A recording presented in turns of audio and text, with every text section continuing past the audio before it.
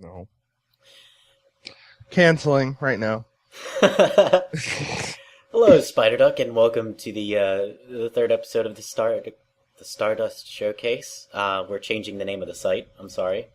The Spiderduck Showcase. My name is Greg, and with me is a co-host. Please introduce yourself. Did you say Stardust Showcase? Yeah, I don't know. I'm feeling under the weather, so my brain is a little dumber than usual today. Stardust Showcase? Ooh, look at that. Look at the aliens light coming up. Yeah, that is. Yeah, this game has a lot of original ideas, which are not original at all. Well, Oh, sorry, go I ahead. might have chosen the wrong stage. It's got that Troy Baker in it. Who? Troy Baker is the new Nolan North. Oh, wait, no, this is Nolan North. Never mind. The joke. It's over. I quit. Joke's over, everybody home. Alright, this is the actual stage I wanted. No, it's not. Hopefully there are not, that's not setting a precedent for the video. um, so, Dark Void, on the whole, is kind of a typical Dubro shooter with lackluster dogfighting. It's the kind of thing you'll enjoy if you just enjoy dumb third-person shooting. I would call it mediocre in the same sense that, Bubsy on SNES is mediocre, but still satisfying. But There's nothing satisfying about Bubsy ever. exactly, lots of people would say this. But the thing that makes there are a few moments that make Dark Void really memorable, and this stage is one of them. Why is this? I'm just... He's going towards what looks like a jellyfish. That's a giant barrier to the Dark Void there. I'm pretty sure that's a jellyfish. So, do you know the term folded or layered level design? I do. What does it mean? I think that you need to explain the context of it with Dark Void, though. Yeah. But when you think layered level design, what do you think? I think something to the extent of one moment you're flying around, and then the next moment you're on the ground doing the next type of gameplay. Well, that's a little specific, but I mean, not that. Well, I asked you if you would do it about Dark Void, but I just decided to go ahead and do it for you, I guess, so in a much stupider way than you would have put it. layered level design is. Oh, also this stage has tutorials for flying controls. Layered level design is when you occupy the same space of a stage, but you approach it in different ways. So, you might think of Super Mario Bros. 2. Where's the gun? You don't need a gun. Guns are for wimps. In Super Mario Bros. 2, when you choose to play a stage with Toad and you choose to play a stage with Luigi, you're going to play it two different ways because they have different characteristics. And I think it's safe to say Super Mario Bros. 2 is an example everyone can think of. It is the best Super Mario game. Thanks, game. What makes Dark Void interesting is that it gets layered level design by changing the genre. So, in a lot of genre-switching games that I'm used to, like Blaster Master or Guardian Legend, the different gameplay genres are put into their own section. Whereas here, you'll notice Nolan North has a jetpack on his back. Please tell me the character's name is Nolan North. No, it's not. I honestly don't remember his name. But, so at any time I want, this can turn into a dogfighting type game. It's just that, the developer's job from there is to prevent me from abusing this ability. And so there's a neat interplay where, I try to use the jetpack as much as possible, there. That was good. That was real good usage. in the I think it's the GameSpot review. The guy jetpacks right to the end of the hallway and does it perfectly. But it's really hard to do that. Considering you hit your head flying into this decently large space. Yeah. He's got a hard head, what can I say? It's Nolan North. Yeah, I know. But, so it's neat that they try to prevent you from doing it, but they don't, like... In a lot of games, they would just, like, strip the jetpack from your back so you honestly couldn't. What the fuck just happened? I got screwed and a guy blew up right next to me. Wait, so they just blow up and it turns into this big jellyfish egg? That's what explosions look like. In the year 20... What year is this? This is 1930 something. Oh. This is like prior to World War II. Oh, okay. So back before Jesus was created or born or whatever. I got screwed over by the cutscene. Wait, oh god, his leg. Oh yeah, the ragdoll physics in this game are wonderful. Oh man, I remember hearing Ryan Davis on a Giant Bombcast talking about the way the ragdolling was in this game. I see what he's talking about, especially now. Where's that red asshole? Come on. What? Like a baboon? There he is. Okay. The red ones always blow up. Oh my god, what is going on here? Okay, that's...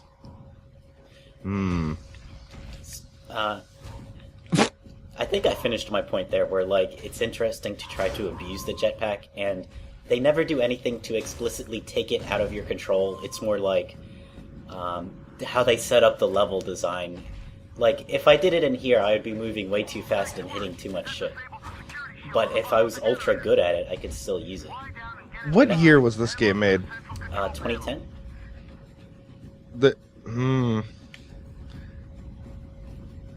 Oh, okay. Never mind. I'm back in. You completely lost me there for a little bit with this game, but then you just flew upside down, and I'm back. Oh, it took going upside down. So typically you're supposed to use the cover system to snake your way up this hallway, but you can also die. What? That was an easy death. I like the cover system. I got to see a little bit of it last night. I've never personally played this game, but watching it last night, I was like, oh, that's kind of cool. Not like the Gears of War cover system where, you're just on a nice vertical plane or horizontal plane. And instead, like, the verticality of this game and the way that you go into cover was pretty awesome. Did you just take fall damage? Yes. If you have a jetpack, you should be using that instead of, to slow your descent. That just sounds absolutely silly to me somehow. So this is the vertical cover system. It's the same as a horizontal cover system, except that it looks different. One memorable thing from all the reviews was like, how is he staying up there? He's holding on by one arm, and he's weighed down by like a jetpack and a huge ass gun. And, like, he's doing it pretty easy. He's doing it really easy. And you know what? Go ahead. They want you to take time to shoot all the guys, but instead you're going to do this shit. Oh, damn it! Never mind. I thought you were going to grab him and pull him down. No, you can't. I don't think you can do melee attacks from the vertical cover. You can. Oh, really? You can grab their legs and pull them right off. And he does it with such ease because, these are big metal dudes, so they should weigh a lot. You get down in the cover, and then you grab their legs and you can pull them down, and it's an instant kill. We might be at the end, unfortunately. Fly your ass back down there. Let's for the sake of science, I'll show this off. So, yeah, they're very good at jumping around, aren't they? The best. Oh. Yep. pretty easy. See ya. That's exactly how you Dark Void. Escaping is always the hardest part. I love how he falls. Like, he instantly just dies when he hits his head. He should be wearing a helmet. He doesn't even think about safety first. Somebody should probably call Michelle Obama. He actually does get a helmet later on, and it does absolutely nothing.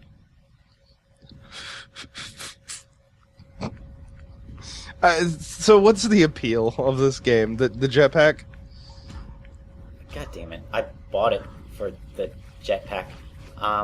But the appeal is more like, do you like third-person shooters to the extent to which you will play the most boring one? This game is honestly unremarkable to the extreme. But stages like this, while very scarce, still show that the game had some brains behind it. They just didn't use them too often. And certainly, this is a stage that will stick with me, even if the rest of the game won't. So, what makes this stage neat and kind of layered is that you have these dogfights outside, and then the shooter portions inside.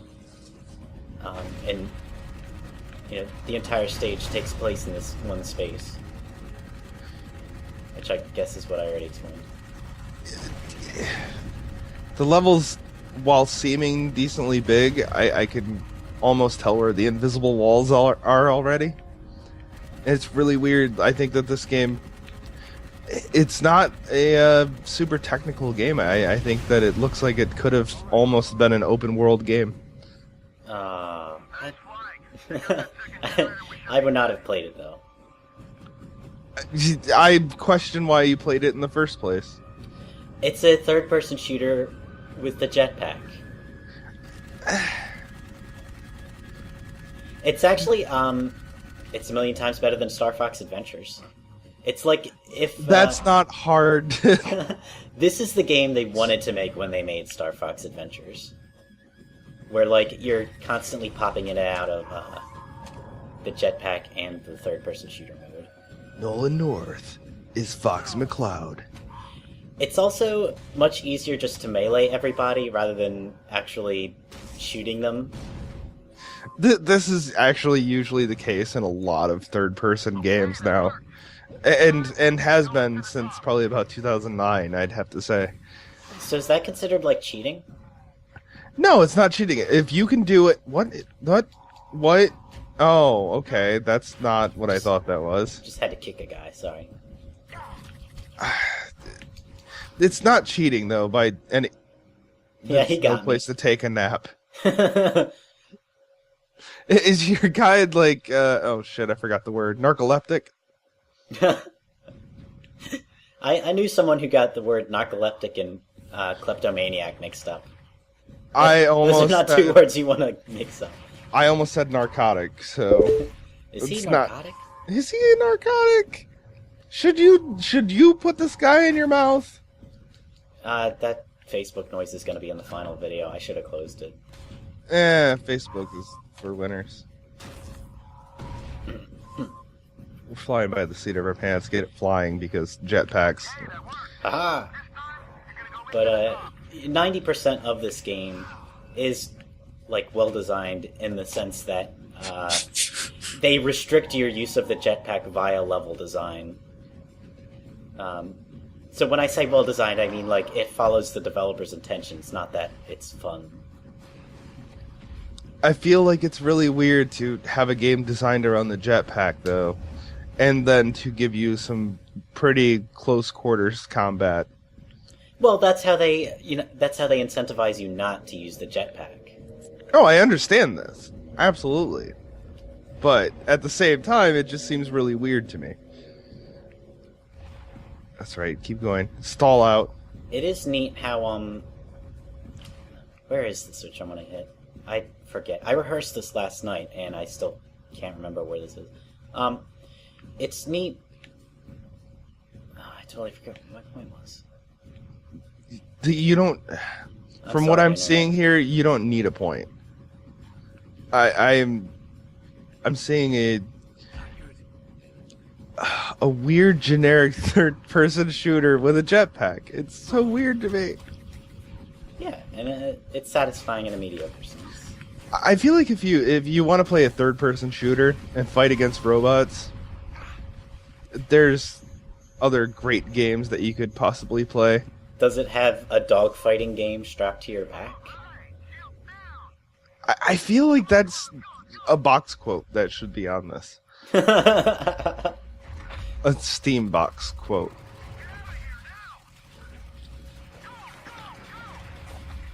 So this guy is probably the single best enemy in the game. Since I value how the game lets you use your jetpack and walk around and shoot. This enemy is great because... Oh yeah, I can skip this. This guy is great because there's just a number of strategies to him. Like, your air guns are really powerful, so you can stick back and do this. And if you're really good, you can fly overhead and throw grenades, but I'm pretty terrible at that. And your goal is to knock out his legs, and the grenades will take out one of the joints with one hit. If I can actually... Yeah, see? And that's really satisfying to, like, just drop on an enemy from above and do that. I'm not gonna lie. This is actually a pretty decently interesting boss battle. It's a shame, though, that, like, there are two bosses in the game. And they're both introduced in the first episode. Okay, now you spin around and you try to throw him off the platform. God, this isn't Zelda. Okay, that's cool looking.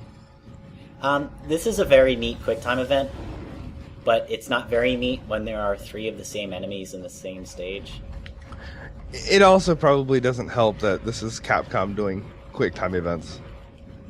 How do you mean? Resident Evil, anybody? Oh, but it's well enough designed here. Like that Stingray. It's a neat showpiece after having defeated the creature that I get to watch Nolan North kind of walk around and blow shit up. Did you just break a Stingray's neck? You betcha. I don't know what biology is, but I don't care.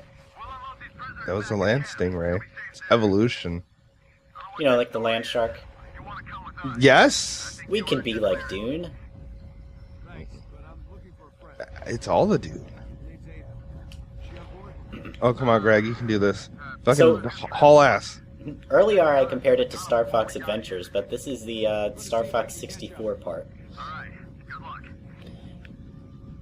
Yeah, you are flying through a bunch of rings. Wait.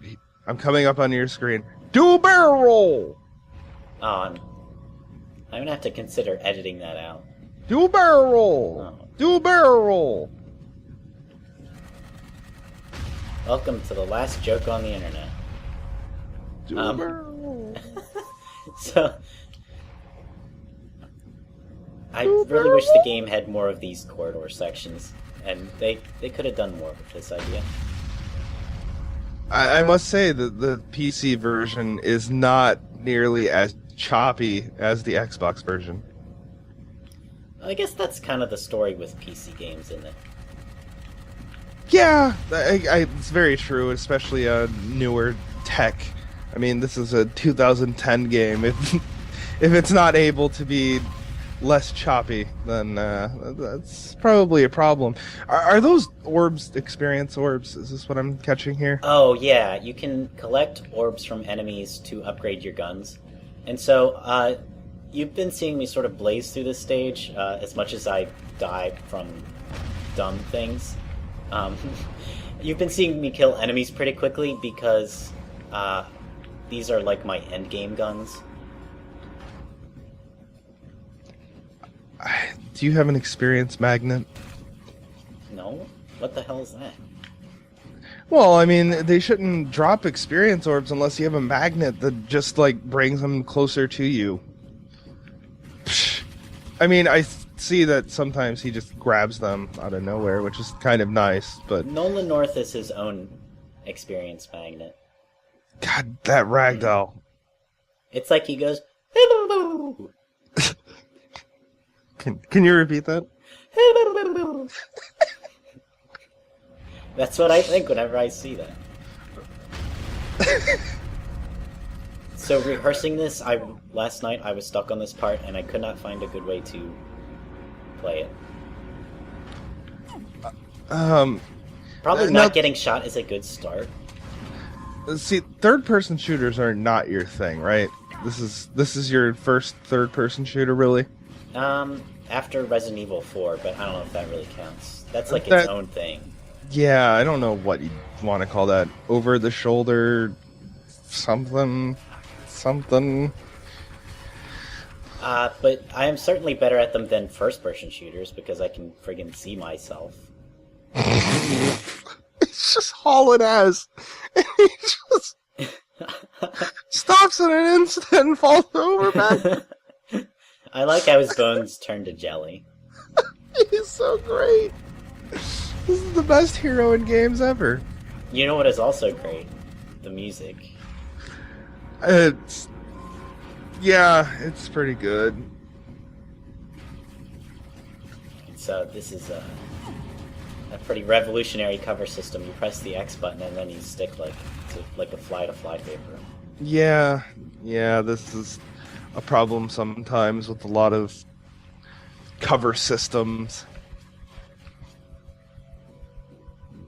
I feel like the weird thing with this level that I'm noticing is that as much as there's a lot of cover, it seems like they don't want you to use the cover. It seems like they want you to fly around it.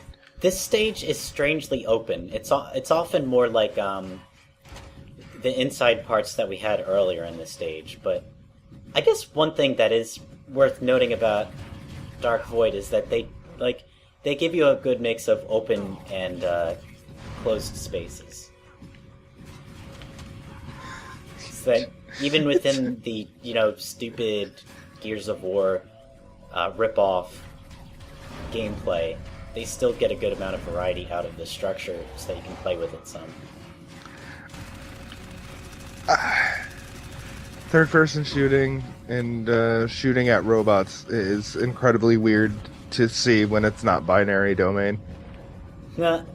I've been thinking about getting that, but I don't think it would be worth it. Oh god, it's so worth it. Binary domain's pretty fucking good. So here's a mini-boss that I don't want to fight. Can you choose not to fight it? Well, see, the thing is, your jetpack is so overpowered. Or your jetpack guns are 1,000,000 times more powerful than your regular guns. So by flying around and shooting him that way, it's a lot harder to approach him that way because you need to be good with your jetpack. But if you are steady enough with your jetpack to use it, it takes him out in 2 seconds. I mean, you saw. I didn't even have to hit twice at him. Well, that was because when you're actually dogfighting, you can get out of your ship, and they still need you to be able to enjoy the whole flying aspect with the jetpack and move along like that,